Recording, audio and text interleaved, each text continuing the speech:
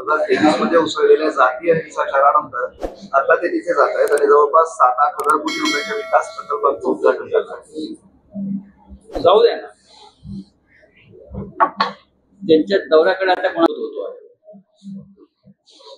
त्याच्यामुळे प्रधानमंत्र्यांचा दौरा जो आहे तर फार न बोललेलं 3 वर्षात देशामध्ये त्यापेक्षा गंभीर प्रश्न आहे. काही गोष्टींवरती लक्ष लोकांचं जाऊ नये म्हणून मग ते असे उपक्रम साजरे करतात. उद्या भारत पाकिस्तान सामना दुबईत ठरवला, देशात त्याला विरोध होतो,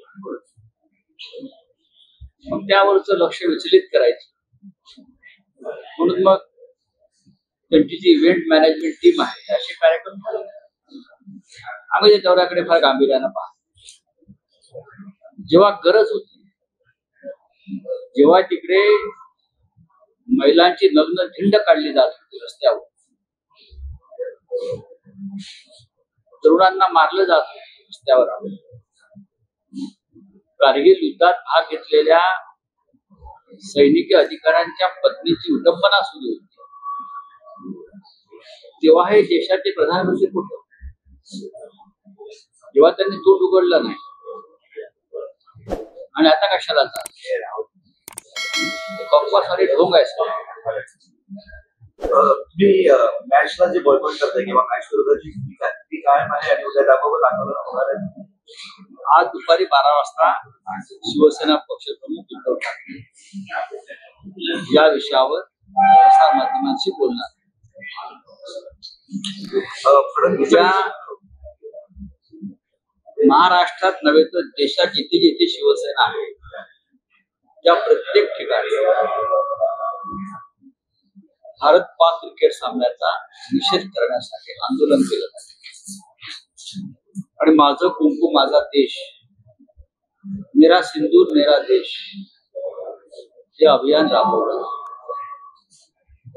महाराष्ट्रासह देशातील हजारो महिला नरेंद्र मोदींना बेळगाव मधील घुसलेल्या सिंदूरची आठवण करून देण्यासाठी घराघरातून सिंदूर पाठवलं.